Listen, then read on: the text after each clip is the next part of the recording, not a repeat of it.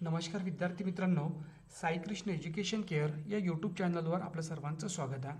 आजच्या व्हिडिओमध्ये भारतीय राज्यघटना या विषयावर मुलांनो नेहमी विचारण्यात आलेल्या प्रश्नांचे आपण विश्लेषण करणार आहोत, जेणेकरून तुमची येणारी जी परीक्षा असेल त्यासाठी तुम्हाला समजून येणार की भारतीय राज्यघटने या विषयावर आपल्याला कशा पद्धतीने प्रश्न विचारतात आणि आपण अभ्यास करत असताना कोणत्या कॉन्सेप्ट आपण क्लिअर करायला पाहिजे, त्याचबरोबर कोणत्या कॉन्सेप्टवरच्या शॉर्ट नोट्स काढायला पाहिजे, हे सुद्धा मी तुम्हाला प्रत्येक प्रश्नामध्ये समजून सांगणार आहे. त्यामुळे तुम्ही व्हिडिओला शेवटपर्यंत बघा आणि चॅनलवर नवीन असाल तर चॅनलला सबस्क्राईब करा, त्याचबरोबर बेल आयकॉनवर क्लिक करा. पहिला प्रश्न बघू. पहिला प्रश्न दिलेला आहे, समजून घेऊ की भारतीय संविधानानुसार वने, रिकामी जागा हा भाग आहेत. म्हणजे आपल्या संविधानामध्ये जो वन आहे, वने हा जो विषय आहे हा कोणत्या भागात दिलेला आहे किंवा कोणत्या सूचीमध्ये दिलेला आहे, त्याचं उत्तर येते मुलांनो समवर्त सूची. म्हणजे आपल्या राज्यघटनेमध्ये असे काही मुलांनो विषय आहे त्यांची विभागणी केलेली आहे सूचीप्रमाणे. म्हणजे काही जे विषय आहे हे राज्य सूचीमध्ये येतात, काही बघितलं तर केंद्र सूचीमध्ये येतात आणि काही बघितलं तर समवर्त सूचीमध्ये येतात. म्हणजे आपण अभ्यास करत असताना कोणता विषय कोणत्या सूचीमध्ये येतो हे सुद्धा आपल्याला माहिती असणं गरजेचं आहे. त्याचबरोबर अशाच टाईपचा एक प्रश्न आलेला आहे की शिक्षण हे कोणत्या सूचीमध्ये येते किंवा कोणत्या भागात येते, त्याचं उत्तर येते मुलांनो समवर्त सूची. तर ही पण तुम्ही थोडीशी कॉन्सेप्ट लक्षात ठेवा. पुढचा प्रश्न बघू. प्रश्न दिलेला आहे, काळजीपूर्वक लक्ष द्या. मुख्य माहिती आयुक्ताची नियुक्ती करण्याच्या समितीचे अध्यक्ष कोण असतात? म्हणजे मुलांनो जो मुख्य माहिती आयुक्त असतो त्याची बघा मुलांनो एक समिती असते की त्याची निवड करण्यासाठी, आणि त्या निवड समितीमधून काय होते, जे नाव ठरवले जाते ते काय केलं असते, राष्ट्रपतींकडे पाठवले असते. पण आपल्याला विचारलं त्या समितीचे अध्यक्ष कोण, त्याचं उत्तर येते मुलांनो भारताचे पंतप्रधान. आत्ताच मुलांनो मुख्य माहिती आयुक्ताची नियुक्ती झालेली आहे. तर तुम्ही मला कमेंट बॉक्समध्ये सांगू शकता की जे 2023मध्ये मुख्य माहिती आयुक्त आहे यांचा क्रमांक कितवा, म्हणजे कितवे आहे, 10वे आहे, 12वे आहे, 11वे आहे, 13वे. कमेंट बॉक्समध्ये नक्की सांगसाल. पुढचा प्रश्न दिलेला आहे, काळजीपूर्वक लक्ष द्या. राज्याचा महाधिवक्ता आपल्या पदाचा राजीनामा कोणाकडे सोपवतो? आता राज्याचा म्हटलेला आहे, राज्याचा म्हटलं तर पटकीने आपल्या लक्षात येते मुलांनो की संबंधित राज्याचा राज्यपाल. बरोबर आहे. म्हणजे संबंधित राज्याच्या राज्यपालाकडे तो आपला राजीनामा सोपूर्द करतो. पुढचा प्रश्न आहे, काळजीपूर्वक लक्ष देसाल की बघा प्रसार माध्यमे हा लोकशाहीचा कितवा स्तंभ आहे? जे बी प्रसार माध्यम आहे मुलांनो, ज्याच्यामध्ये बघितलं तर न्यूज वगैरे, पेपर वगैरे जे म्हणू, हे कितवा आहे असा आपल्याला प्रश्न विचारला तर याचं उत्तर येते चौथा. पुढचा प्रश्न आहे, काळजीपूर्वक लक्ष द्या. लोकपालाची नियुक्ती कोण करतो मुलांनो? लोकपालाची नियुक्ती कोण करतो त्याचं उत्तर येते बघितलं तर भारताचे राष्ट्रपती. एक प्रश्न विचारलेला मुलांनो की भारताचे किती म्हणजे पहिले लोक आयुक्त कोणते, त्याचबरोबर लोक आयुक्त ही संकल्पना कोणत्या देशांनी सुरुवातीला आपली मांडलेली आहे, असे जे प्रश्न आपल्याला लोक आयुक्तानुसारचे किंवा लोकपालानुसारचे हे पण प्रश्न आपल्याला परीक्षेमध्ये विचारण्यात आलेले आहे. पण हे प्रश्न आपल्याला लोकपालबद्दल. पुढचा प्रश्न बघू की भारतीय राज्यघटनेच्या सरनाम्याच्या सुरुवातीला समाविष्ट करण्यात आलेले आम्ही लोक हे शब्द राज्यघटनेमधून घेण्यात आले, म्हणजे कोणत्या घटनेतून घेण्यात आले, त्याचं उत्तर येते मुलांनो बघितलं तर अमेरिका. आता मुलांनो राज्यघटनेचा जो सरनामा आहे यावर आपल्याला भरपूर प्रश्न विचारण्यात आलेले आहे. यामधले शब्द कोणते, कोणत्या देशाकडून घेतली, त्याचबरोबर सरनामा यालाच आपण मुलांनो उद्देशपत्रिका सुद्धा म्हणतो. तर ही पण एक कॉन्सेप्ट लक्ष ठेवा. पुढचा प्रश्न आहे, काळजीपूर्वक लक्ष द्या. भारतीय राज्यघटनेत कोणती कलमे धार्मिक स्वातंत्र्याच्या हक्काशी संबंधित आहे? धार्मिक स्वातंत्र्याच्या हक्काच्या संबंधित कोणती कलम आहे, त्याचं उत्तर येते मुलांनो बघितलं तर 25 ते 28. 25 ते 28. पुढचा प्रश्न आहे, भारतीय संविधानात नमूद केलेल्या प्रमाणे पुढीलपैकी कोणत्या अनुच्छेदानुसार राज्यपालांना विशेष गोष्टीबाबत विवेकाधिकार आहे? म्हणजे नागरिकापेक्षा एक वेगळे अधिकार मुलांना राज्यपालांना दिलेले आहे. तर ते आपल्याला कोणत्या अनुच्छेदामध्ये दिलेलं आहे असा आपल्याला प्रश्न विचारला. त्याचं उत्तर आहे मुलांनो 163 163 यामध्ये आपल्याला मुलांनो विशेष विवेक अधिकार देण्यात आलेले आहे राज्यपालांना. पुढचा प्रश्न बघू. बघा, भारताने न्यायिक आढावाचे किंवा पुनर्विलोकनाची संकल्पना कोणत्या देशाकडून अवलंबली आहे किंवा कोणत्या देशाकडून आपण घेतलेली आहे. पुनर्विलोकन म्हणजे एखाद्या व्यक्तीला आपण कोणता, सपोज फॉर एक्झाम्पल एखाद्या व्यक्तीला आपण मुलांना बघितलं तर कोर्टाने म्हणजे पहिल्या कोर्टाने त्याला काय म्हणतो एखादा दंड दिलेला असेल किंवा एखादी शिक्षा ठोकावली असेल तर त्याला मुलांना पुन्हा आपला काय म्हणतो बघितलं तर पुन्हा त्याला पुढच्या समोरच्या न्यायाधीशाकडे किंवा समोरच्या न्यायालयामध्ये जाता येते. त्याला आपण म्हणतो पुनर्विलोकनाची. बरोबर आहे. तर ही कोणत्या देशाकडून घेतली तर याचं उत्तर इथे मुलांना बघितलं तर America, United state of America. पुढचा प्रश्न आहे, काळजीपूर्वक लक्ष द्या. संसदेचे सदस्य सदनामध्ये स्वतःचे विचार खालीलपैकी कोणत्या भाषेत व्यक्त करू शकतात? म्हणजे कोणत्या भाषेत व्यक्त करू शकतात? संसदेचे म्हटलं सदस्य म्हणजे बघितलं तर लोकसभा आणि राज्यसभेचे जे सदस्य आहे हे मुलांना कोणत्या भाषेमध्ये आपले विचार मांडू शकतात? त्याचं उत्तर येते ऑप्शन क्रमांक 4, आपली मातृभाषा किंवा हिंदी नाहीतर इंग्रजी. पुढच्या प्रश्नाकडे लक्ष द्या. कोणत्या तारखेला भारतात पहिल्यांदाच राष्ट्रीय आणीबाणी लागू झाली? आपल्या देशामध्ये मुलांनो सुरुवातीला कधी राष्ट्रीय आणीबाणी लागू झाली पहिल्यांदा म्हटलेलं आहे. त्याचं उत्तर इथे मुलांनो बघितलं तर 25 जून 1900 किती म्हणून आपण 75. लक्षात राहू दे सांग 25 जून मुलांनो. पुढचा प्रश्न आहे, काळजीपूर्वक लक्ष द्या. उच्च न्यायालयाच्या न्यायाधीशाची नियुक्ती कोण करतात मुलांनो? कोण करतात? त्याचं उत्तर येते मुलांनो राष्ट्रपती. लक्षात राहू दे सांग उच्च न्यायालय हे मुलांनो बघितलं तर राज्यासाठी काम करते.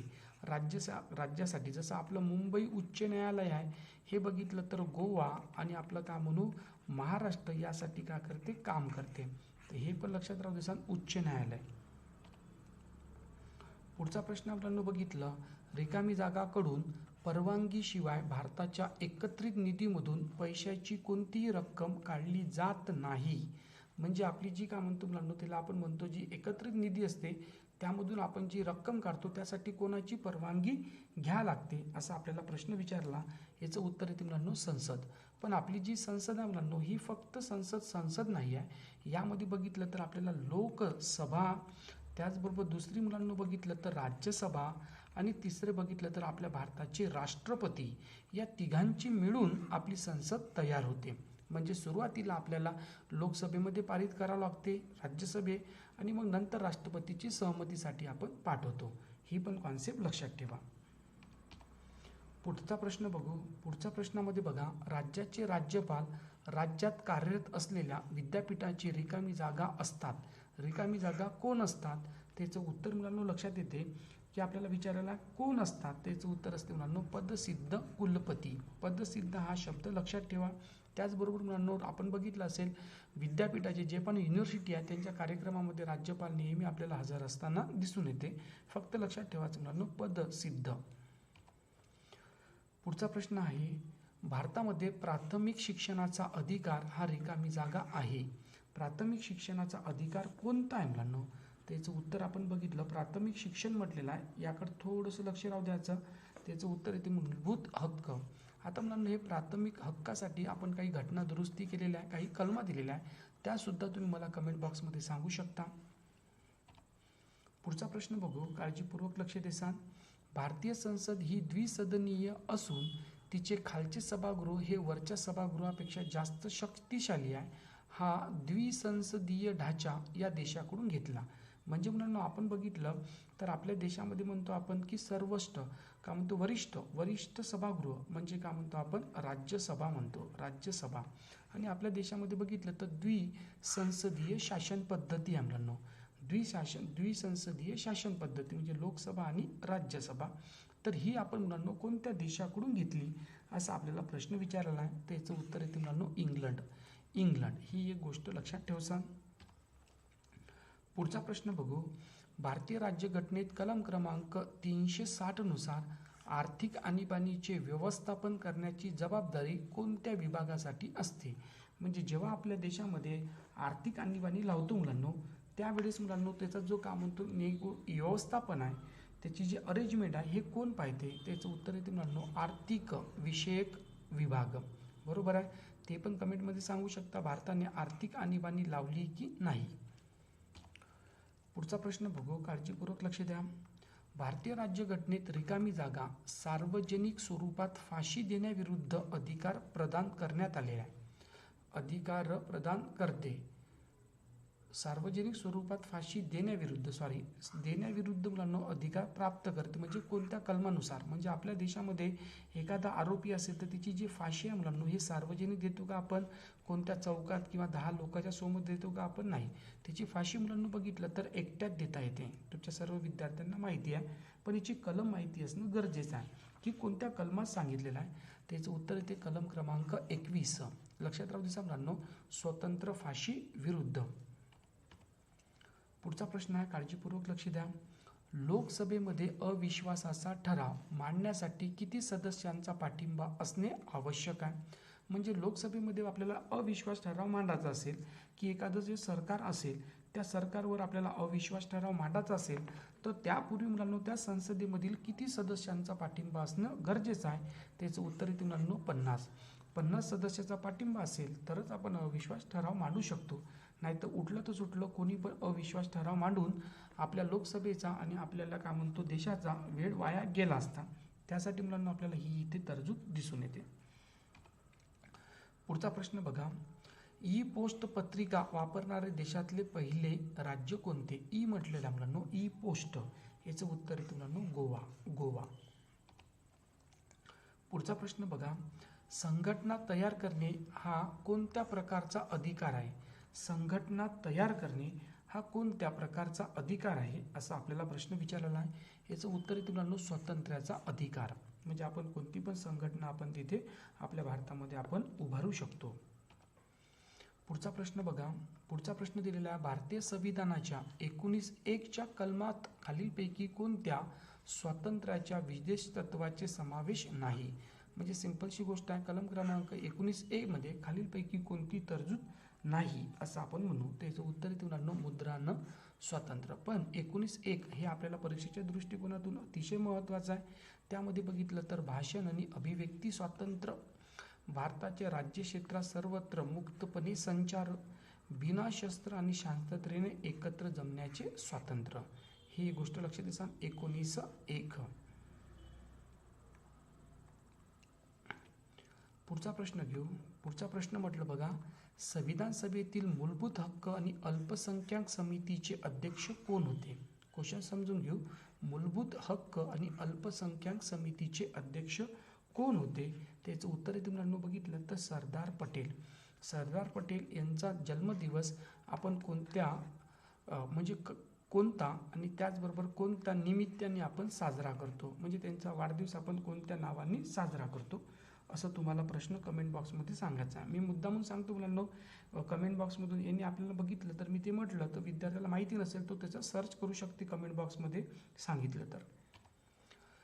पुढचा प्रश्न बघा, राज्याच्या आपत्ती व्यवस्थापन प्राधिकरणाचे अध्यक्ष कोण असते. जसं आपत्ती येते मुलांना, जसं अवकाळी पाऊस येते किंवा काही पाली आपल्या भारतावर आपत्ती आपल्या राज्यावर, तर त्याचं बी एक प्राधिकरण आहे मुलांना. त्याचे अध्यक्ष कोण असते तर आपल्या देशाचे का आपल्या राज्याचे मुख्यमंत्री मुलांना, काय म्हणून आपण मुख्यमंत्री.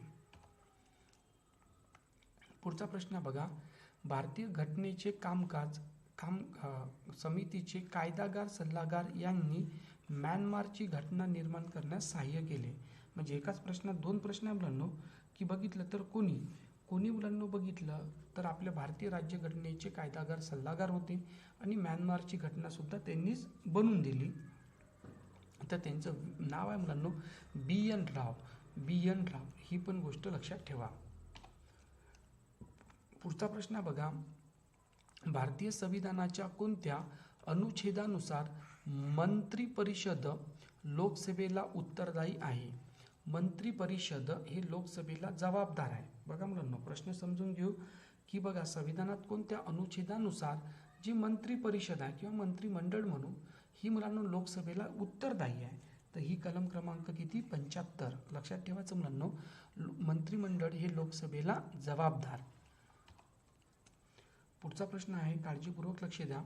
संसदेने पक्षांतर बंदी कायदा कोणत्या घटना दुरुस्ती कायद्यानुसार सहमत केला.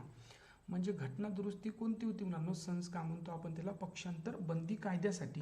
त्याचं उत्तर आहे मुलांनो बघितलं तर कलम क्रमांक 52वी घटना दुरुस्ती. आणि हा पक्षांतर बंदी कायदा, हा पण एक लक्षात ठेवसान. पक्षांतर तुम्ही बघितलं असेल, शेड्यूल 10 भरपूर वेळा आपल्याला परीक्षेमध्ये पेपरामध्ये न्यूज चॅनलवर ऐकायला भेटत आहे. आपण लोकसत्ता पेपर वाचला तर आपल्या पक्षांतर बंदी कायद्याबद्दल भरपूरशी माहिती दिलेली आहे या 3 ते 4 महिन्यापासून. त्यावर सुद्धा आपल्याला प्रश्न विचारू शकतात. पुढचा प्रश्न दिलेला आहे, काळजीपूर्वक लक्ष द्या. खालीलपैकी कोणत्या राज्यात अनुसूचित जमातीसाठी लोकसभेच्या जागा राखीव आहे? मुलांनो इथे बघितलं तर काय म्हटलेलं आहे, जमातीसाठी म्हटलेलं आहे मुलांनो, की बघा खालीलपैकी कोणत्या राज्यात म्हणजे त्याला आपण काय म्हणतो, अनुसूचित जमातीसाठी जागा राखीव ठेवलेल्या आहे. त्याचं उत्तर आहे मुलांनो उडीसा. का म्हणू आपण उडीसा. पुढचा प्रश्नाकडे लक्ष द्या. भारतीय राज्यघटनेत कोणत्या कलमानुसार कॅग भारताच्या राष्ट्रपतीस आणि राज्यपालास लेखांकन अहवाल सादर करतो? जो कॅग असतो मुलांनो आपला काय म्हणतो देशाचा नियंत्रक म्हणून सोपी भाषेमध्ये, तो नियंत्रक आपला जो अहवाल आहे हा राष्ट्रपतींना पण देतो आणि राज्यपालांना देतो. दिल्यानंतर ते सादर करते मुलांनो, अहवाल सादर करते. तर त्यासाठी कोणती कलम दिलेली आहे असा आपल्याला प्रश्न विचारलेला आहे. त्याचं उत्तर आहे मुलांनो ऑप्शन क्रमांक 4 म्हणजे फक्त कलम क्रमांक 151. चांगला प्रश्न आहे मुलांनो, थोडंसं लक्ष राहू द्या. 151. पुढचा प्रश्न बघू. पुढचा प्रश्न दिलेला बघा, वृत्तपत्र हा प्रसार माध्यमाला खालीलपैकी लेखांकनाने लोकशाहीचा धर्म ग्रंथ म्हटले जाते. वृत्तपत्राला मुलांनो बघितलं तर कोणी धर्मग्रंथ म्हटलेला आहे, असं त्या व्यक्तीचं नाव काय मुलांनो, व्यक्तीचं नाव विचारायला आहे. त्याचं उत्तर आहे मुलांनो बघितलं तर वाल्डरल काय म्हणतो लिपनमन. पुढचा प्रश्न आहे, काळजीपूर्वक लक्ष द्या. बघा सहकारी खर्चाने चालवणाऱ्या शिक्षण संस्थेत धर्मवंशदयी कारणास्तव कोणताही प्रवेश नाकारू शकत नाही अशी तरतूद कोणत्या कलमात आहे किंवा कोणत्या घटनेच्या कशात दिलेली आहे असा आपल्याला प्रश्न दिलेला आहे. त्याचं उत्तर मुलांना सॉरी माझ्याकडून स्लाईड करत असताना हे खाली चाललं गेलं. म्हणजे बघा मुलांना कोणती पण शिक्षण बघा आपल्याला संस्था संघटना काय म्हणतो मुलांना स्थापन करण्याचा राज्यघटनेने आपल्याला अधिकार दिलेला आहे. पण त्यामध्ये मुलांना आपण कोणत्या पण विद्यार्थ्याला धर्म जात वंश या कारणास्तव त्याचा प्रवेश नाकारू शकत नाही अशी सुद्धा तरतूद आपल्या राज्यघटनेमध्ये मुलांना सांस्कृतिक व काय म्हणून मुलांना शैक्षणिक अधिकारामध्ये दिलेली आहे. सांस्कृतिक आणि शैक्षणिक अधिकारामध्ये ही तरतूद आहे. ही पण गोष्ट लक्षात ठेवा. पुढचा प्रश्न महत्त्वाचा आहे, लक्ष द्या. खालीलपैकी कुठल्या भारतीय राष्ट्रपतीने पॉकेट विटोचा वापर केला? सुरुवातीला बघून घेऊ पॉकेट वेटो म्हणजे काय, की जसं बघितलं तर लोकसभा राज्यसभा यामधून मुलांनो एखादं विधेयक पारित होते आणि ते राष्ट्रपतीकडे पाठवले जाते सहमतीसाठी किंवा त्याच्या मान्यतेसाठी. पण राष्ट्रपतीने बघितलं तर का म्हटलो आपण मान्यता दिली पण नाही आणि त्याला नाकारलं पण नाही. असं दोन्ही कृती न केल्यामुळे, बरोबर आहे, दोन्ही कृती न केल्यामुळे त्याला आपण म्हणतो मुलांनो पॉकेट विटो. लक्षात राहू देसाल. याचं उत्तर आहे मुलांनो ज्ञानी झैल सिंग. पुढचा प्रश्न बघू, काळजीपूर्वक लक्ष द्या. भारतीय संविधानामध्ये ब्रिटिश संविधानातून कोणते तत्व स्वीकारल्या? म्हणजे बघा ब्रिटिश संविधानातून आपण कोणती काय म्हणतो तरतुदी घेतलेल्या आहे असा आपल्याला प्रश्न विचारलेला आहे. तर कोणत्या ब्रिटिश याच्यातून कोणत्या घेतलेल्या आहे? तर मुलांना ऑप्शन तर थोडंसं चुकलेलं आहे मुलांना, त्याच्याबद्दल मी थोडंसं तुमच्याबद्दल सॉरी म्हणतो. कारण हे मुलांना हे मी स्लाईड टाकली ना, बरं ठीक आहे मुलांना. तुम्हाला अनअकॅडमीवर सुद्धा मी मुलांना असेच प्रश्न घेत असतो. तिथं फक्त एवढंच आहे मुलांना, तुमचा फायदा तिथे मी तुम्हाला पोल देत असतो. म्हणजे 15 सेकंदामध्ये तुम्हाला मी प्रश्न सोडवण्यासाठी तिथे देत असतो, बरोबर आहे. तर त्यासाठी मुलांना तुम्ही अनअकॅडमी ॲप डाउनलोड करू शकता. डाउनलोड केल्यानंतर तुम्ही हा कोड यूज करू शकता फ्री क्लासेस बघण्यासाठी. आता आपण बघू ब्रिटिश संविधानाकडून कोणती घेतली. त्याचं उत्तर आहे मुलांना कायद्याचे राज्य आणि दुसरी बघितलं तर कायदा निर्मितीची प्रक्रिया. हे कोणत्या मुलांना होतं ब्रिटिश. पुढचा प्रश्न आहे, राष्ट्रीय राजधानीने प्रदेश दिल्ली संबंधी यांच्यात सापडतात. म्हणजे राष्ट्रीय राजधानी प्रदेश दिल्ली कशात म्हणजे त्याच्यासाठी कोणती कलम दिलेली आहे? त्याचं उत्तर आहे मुलांना 239 AA 239 AA. पुढचा प्रश्न मुलांनो काळजीपूर्वक लक्ष द्या. राज्य मुख्य माहिती आयुक्ताची नेमणूक कोण करतो? राज्य आलेलं आहे. राज्य आलं तर पटकीनं समजून जायचं मुलांनो की राज्याचे राज्यपाल. पुढचा प्रश्न बघू, काळजीपूर्वक लक्ष द्या. भारतातील खालीलपैकी कोणती भाषा ही अनुसूचित भाषा आहे? खालीलपैकी अनुसूचित भाषा कोणती मुलांनो? कोणती आहे असं आपल्याला इथं मुलांनो कोणती आहेच्या जागी का पाहिजे नव्हतं? कोणती नाही. कोणती आहे याच्या जागी का पाहिजे मुलांनो? कोणती नाही. त्याचं उत्तर इथं मुलांनो बघितलं तर का म्हणू आपण गोंडी ही जी भाषा आहे ही अनुसूचित भाषा नाही. पण मुलांनो डोंगरी, मैथाली आणि संथाली या तिन्ही पण भाषा मुलांनो अनुसूचीमध्ये येतात. हे पण लक्षात ठेवसा. पुढचा प्रश्न आहे बघा, कॅबिनेट या संज्ञेचा राज्यघटनेत कोणत्या कलमामध्ये उल्लेख केलेला आढळतो? म्हणजे राज्यघटनेमध्ये मुलांनो कोणत्या कलमामध्ये आहे? बरोबर आहे, कॅबिनेट याबद्दलची माहिती असं आपण कन्सिडर करू. याचं उत्तर येते मुलांनो 352 कलमामध्ये आपल्याला दिलेला मुलांनो कॅबिनेट. पुढचा प्रश्न आहे, काळजीपूर्वक लक्ष द्या. भारतीय राज्यघटनेनुसार खालीलपैकी कोणते मूलभूत कर्तव्य नाही? याचं इथे मुलांनो बघितलं तर सार्वजनिक निवडणुकीमध्ये मतदान करणे हे कर्तव्य नाही, हे आपले मूलभूत काय मुलांनो हक्क आहे. हक्क निवडणुकीमध्ये मतदान करणे हे पण लक्ष द्या.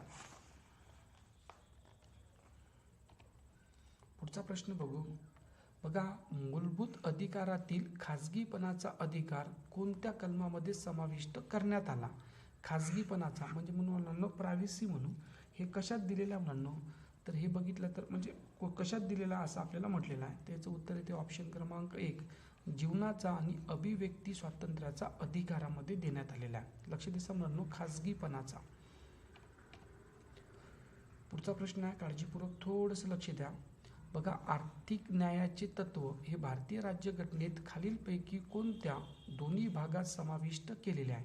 बघा, आर्थिक न्यायाचे तत्व म्हटलेलं आहे. हे कशात केलेलं आहे मुलांनो? त्याचं उत्तर इथे बघितलं तर ऑप्शन क्रमांक 1, राज्यघटनेची उद्देशपत्रिका आणि राज्याच्या धोरणातील मार्गदर्शक तत्वे. म्हणजे उद्देशपत्रिका आणि मार्गदर्शक तत्वे यामध्ये मुलांनो आर्थिक न्यायाची तरतूद दिलेली आहे. पुढचा प्रश्न आहे, भारताचे माजी सरन्यायाधीश PN भगवती यांचे निधन झाले.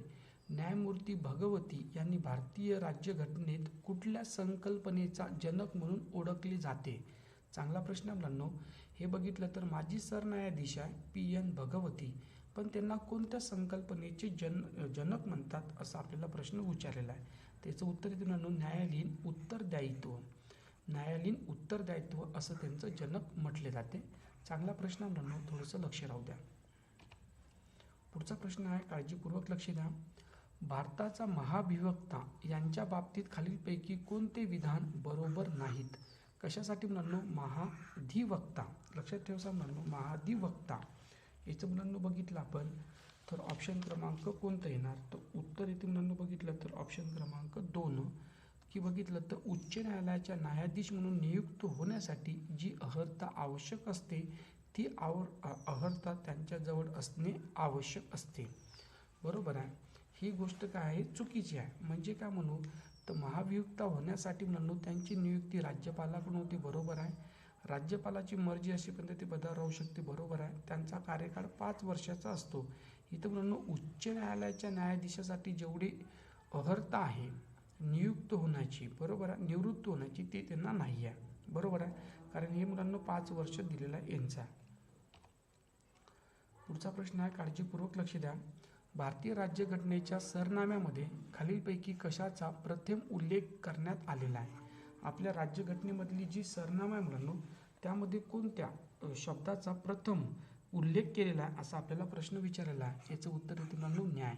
यावर भरपूर वेळा प्रश्न आलेला मुलांनो, लक्षात राहू द्या. सरनामा.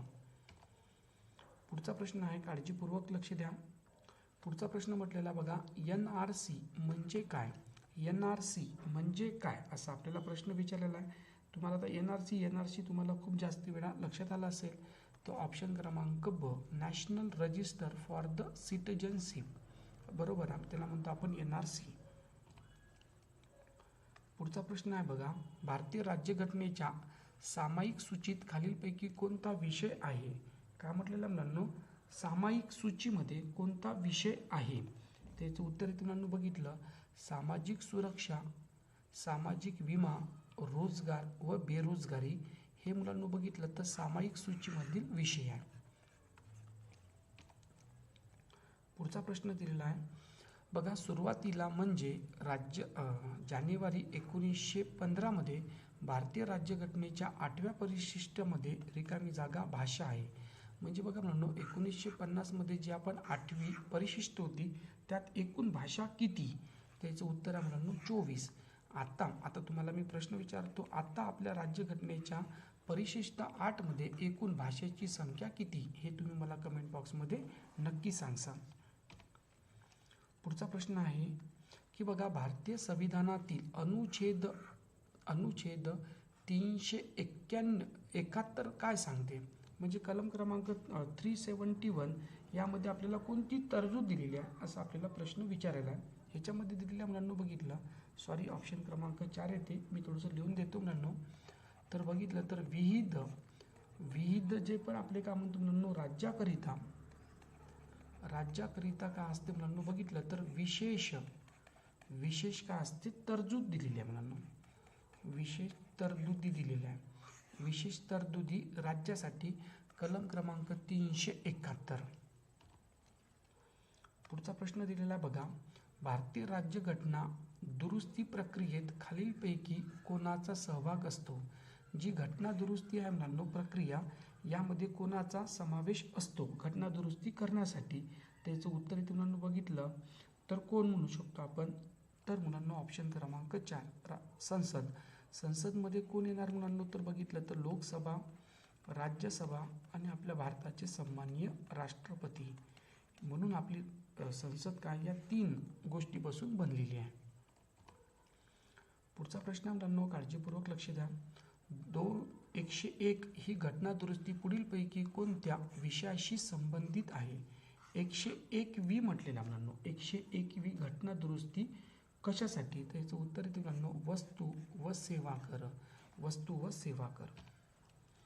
पुढचा प्रश्न दिलेला मुलांनो बघा, रिकामी जागा घटना दुरुस्तीनुसार राज्यपाल अँग्लो इंडियन समूहासाठी एक सदस्याची नियुक्ती विधानसभेत आवश्यक असलेल्या करू शकते. ही तरतूद 101 घटना दुरुस्ती 2020 नुसार रद्द केलेली आहे.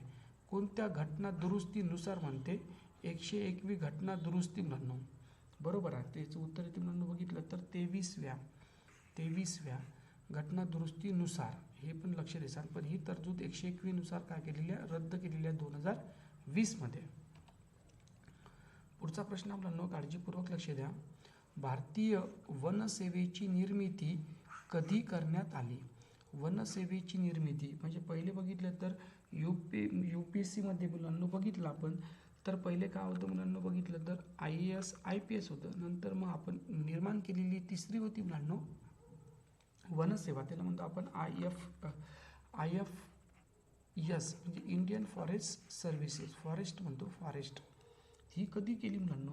त्याच्यासाठी बघितले तर बघा, ही आपण कधी याची तरतूद आहे मुलांनो, तर याच्याबद्दल लक्षात ठेवू आपण.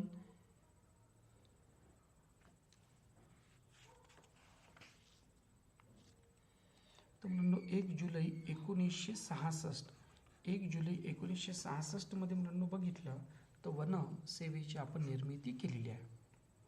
मुलांनो बघितलं तर आपण एवढे सर्व क्वेश्चन घेतलेले आहे आज. बरोबर आहे, अशाच टाईपचे क्वेश्चन तुमच्यासाठी मुलांना आवश्यक असेल तर चॅनलला सबस्क्राईब करायला विसरू नका.